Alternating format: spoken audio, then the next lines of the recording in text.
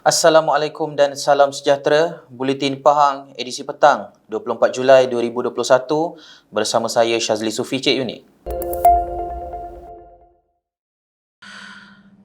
Kerajaan Pahang menawarkan Rumah Rakyat Pahang RRP yang bernilai RM65,000 sebuah untuk didiami secara percuma oleh 8 beradik yang kematian ibu bapa mereka akibat wabak pandemik COVID-19.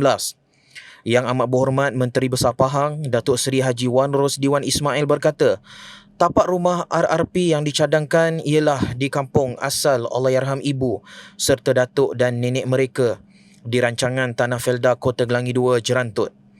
Beliau berkata, sementara menunggu rumah ini siap, rumah sewa sementara akan juga disediakan dan dibiayai oleh Kerajaan Pahang.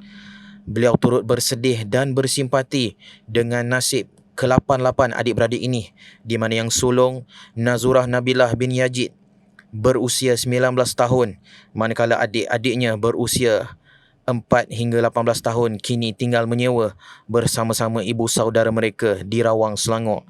Beliau juga berkata demi melihat mereka kekal tinggal serumah bersama-sama ibu saudara mereka itu, Kerajaan Pahang membuat tawaran RRP ini manakala ibu saudara mereka akan diberikan allowance bulanan sewajarnya. Selain itu katanya, Yayasan Pahang dan Majlis Ugama Islam dan Adat Resam Melayu Pahang akan membiayai pendidikan mereka yang masih bersekolah, manakala Jabatan Kebajikan Masyarakat Pahang sedia menyenaraikan mereka sebagai penerima bantuan bulanan. Bapa 8 beradik itu, bin Yazid Barni, 45 tahun, meninggal dunia pada 16 Julai lalu, manakala ibu Nuraini Ibrahim, 43 tahun pula, pada 18 Julai lalu, kedua-duanya akibat COVID-19.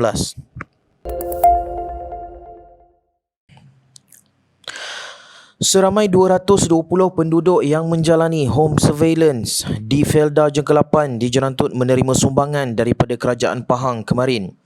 Sumbangan berkenaan disampaikan oleh Pengerusi Jawatankuasa Hal Ehwal Felda, Koperasi, Usahawan dan Hal Ehwal Pengguna Negeri Pahang, Yang Berhormat Datuk Haji Nazringah, yang juga Ahli Dewan Negeri Pulau Tawa.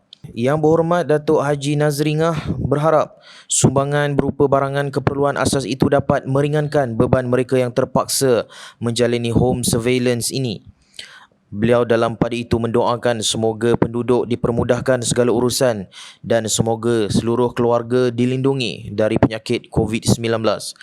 Felda Jengkelapan sebelum ini dikenakan Perintah Kawalan Pergerakan Diperketatkan PKPD yang melibatkan kluster rantau ke Sidang bermula sejak 15 Julai lalu. Sementara itu, beliau turut meninjau proses saringan COVID-19 secara bersasar penduduk Felda Jeng ke-12 yang dilaksanakan secara pandu lalu. Pelaksanaan saringan ini dibuat selepas Felda Jeng ke-12 dikenakan PKPD sehingga 5 Ogos ini, selepas ada penduduk yang dijangkiti COVID-19 daripada kluster Rantau Melo.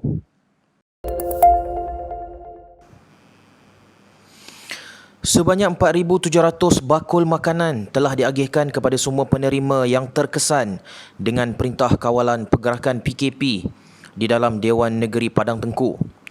Ahli Dewan Negeri Padang Tengku Yang Berhormat Datuk Mustafa Haji Long berkata, kesemua agihan telah digerakkan hasil kerjasama daripada semua pihak bagi memastikan semua bakul makanan dapat disampaikan secara menyeluruh kepada penerima. Beliau mengucapkan terima kasih tidak terhingga buat pasukan terdiri daripada 40 sukarelawan daripada kalangan anak-anak muda dan kaki tangan Pusat Khidmat Padang Tengku yang bertungkus lumus melalui 3 peringkat bagi memastikan agihan sampai kepada semua penerima. Beliau berkata demikian ketika ditemui Unit Komunikasi dan Media Pahang UKOM hari ini.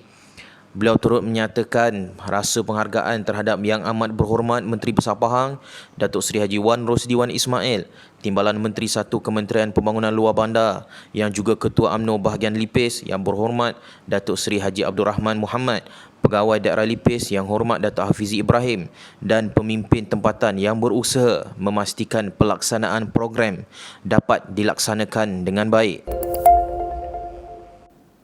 Sekian Buletin Pahang edisi petang bersama Unit Komunikasi dan Media Pahang. Ikuti Pahang Media di Facebook, Instagram, YouTube dan Twitter. Teruskan bersama kami dalam Buletin Pahang edisi malam untuk berita-berita terkini di Pahang. Assalamualaikum.